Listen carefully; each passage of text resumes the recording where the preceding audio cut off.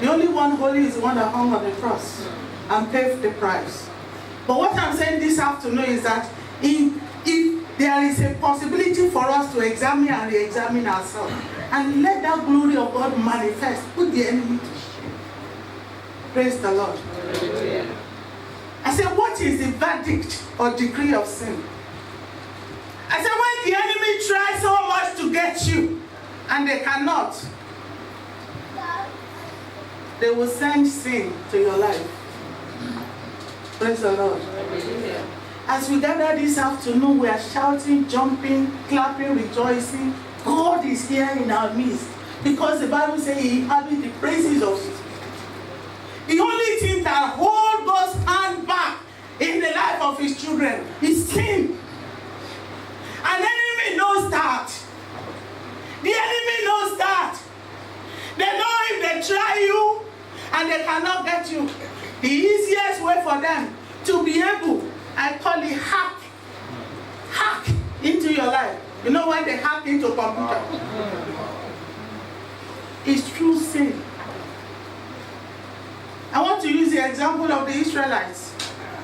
In the book of Numbers, the children of God delivered from the hand of the enemy in Egypt. They were going, everything was working wonderfully. When they fell, God would pick them, they rise up again, and all that. Provision, everything they needed made available. And they got to a particular place. And this strong enemy said, I'm going to employ somebody to curse the children of God for me. So that king, Balak, went and employed who? A prophet. Hallelujah. Amen. So when we start fighting ourselves in church, it is not a new thing. The enemy know what they are doing. It is the strategy of the enemy. The moment you are like this, because God delights in unity, whatever you bind together, stay together. Whatever you have to go, will go. But when the enemy knows that they cannot penetrate, they will send sin. And then you begin to see each other with another eye. You were like this before, and then you become like that. And when you are like that, every gathering is a waste of time. May the Lord deliver us in Jesus' name. Amen. He employed Balaam. Curse all these people for me. Some of us, children of God, because of money, will do anything. Balaam knew they were children of God. People chosen, elected, and anointed for God's purpose. But because of what he's going to get, it's a matter of saying no. And when you say no, I don't think Balaam will put rope on his neck and say by fire, by force you must come. But he was neither saying no, nor saying yes. Many of us Christians, we are neither cold, neither hot. So we are easily manipulated. Or not anymore in Jesus' name. Amen. Balaam, come and curse these people for me. He tried and tried and tried and tried. Because God was behind them. Their hope of glory, their joy, their strength, their power, their all in all. God was there. So when Balaam opened his mouth, instead of curse coming out, it was blessing that was coming. Praise the Lord. Hallelujah. So Balak was upset. I called you to do an assignment for me, but these 3 times, instead of cursing them, you have been blessing them. Balaam said, well, there's nothing I can do. The power that is more than me, whatever I ask me to do is what I can do. That is the message in many of our lives. The enemy has tried to eliminate you, but God didn't allow it to happen. Hallelujah. Praise the Lord. Hallelujah. I don't know how many of you have long gone, or you are still here. Mm-hmm. Amen. Amen.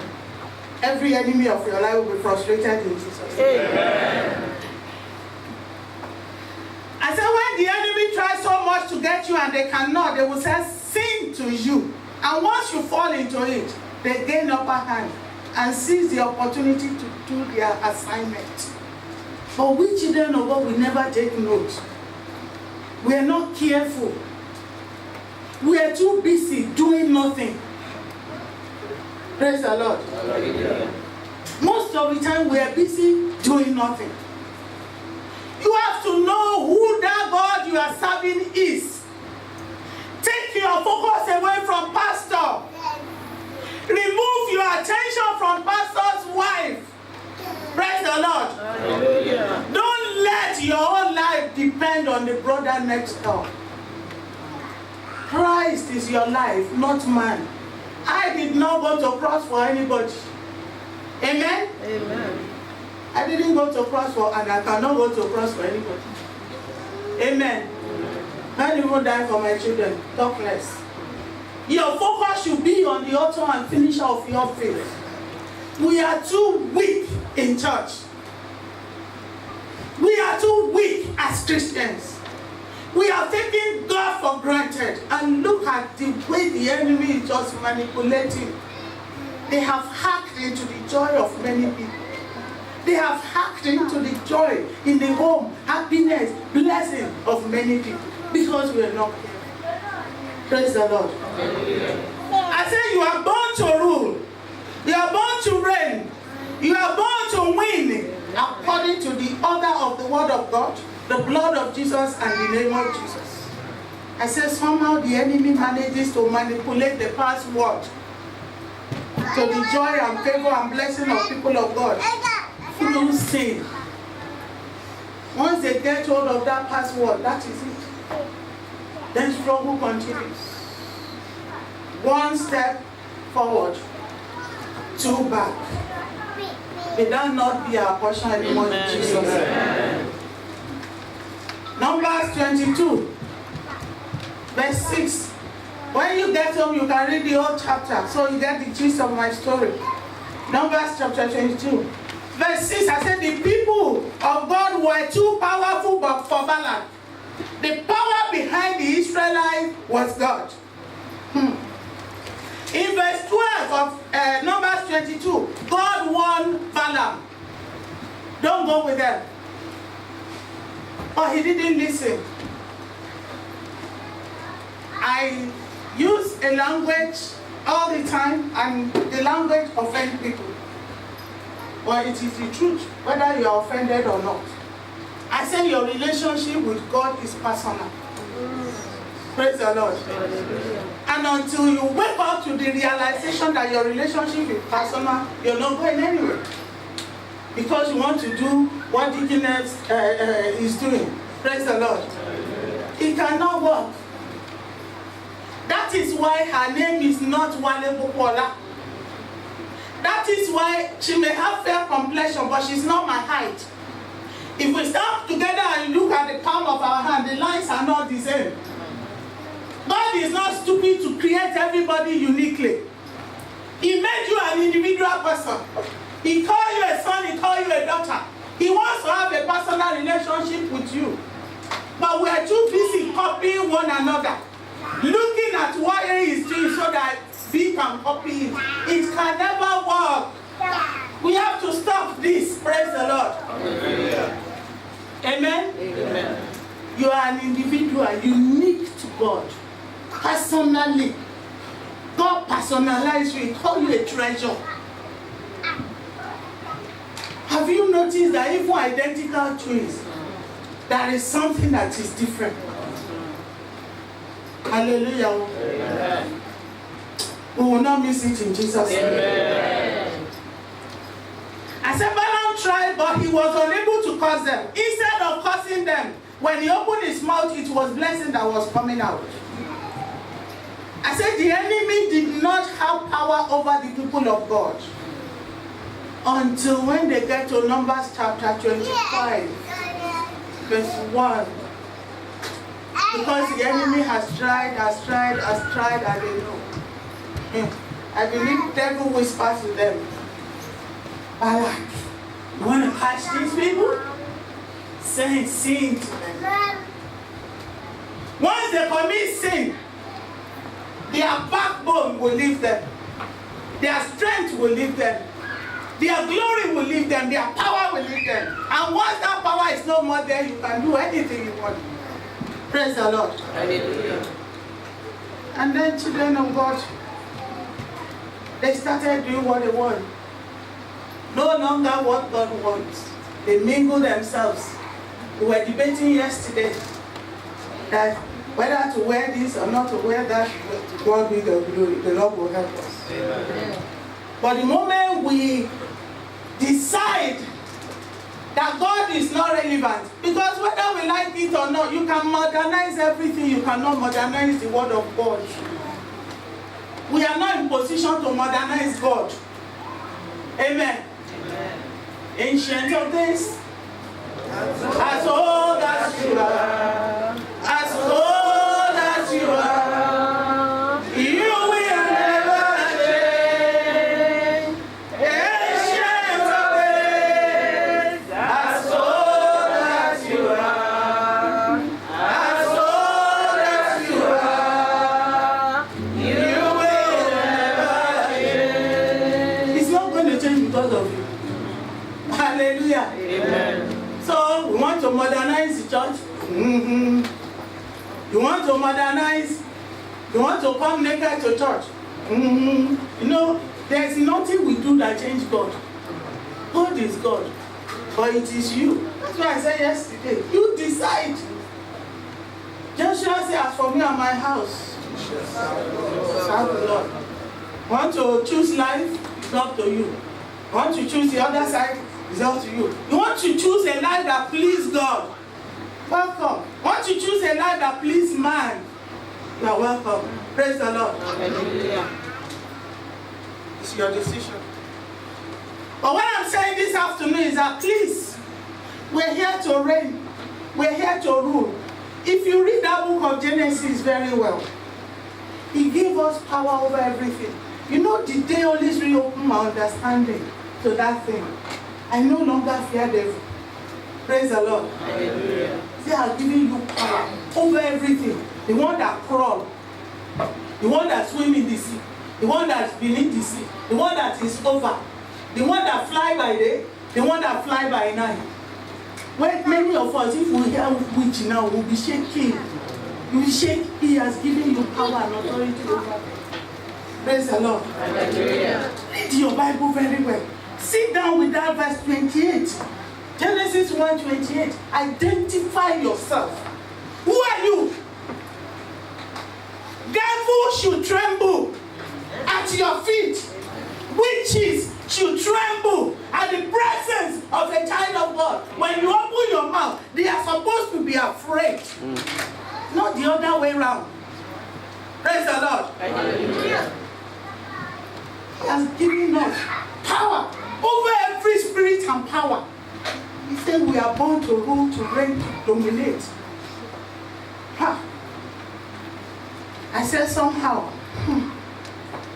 the enemy managed to manipulate the password to the joy and favor of blessings of the people of God.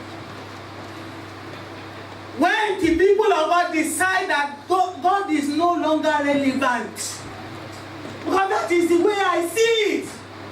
The moment God is saying sit down and you say you prefer to stand up, you are saying God is no longer relevant. Amen? Amen. And the moment we are telling God is no longer relevant, God never forced himself on anybody.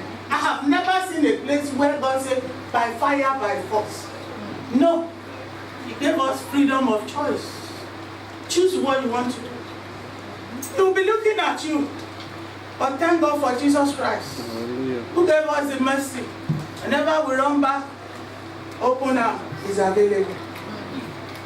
That's why you are still breathing. That's why I'm still breathing.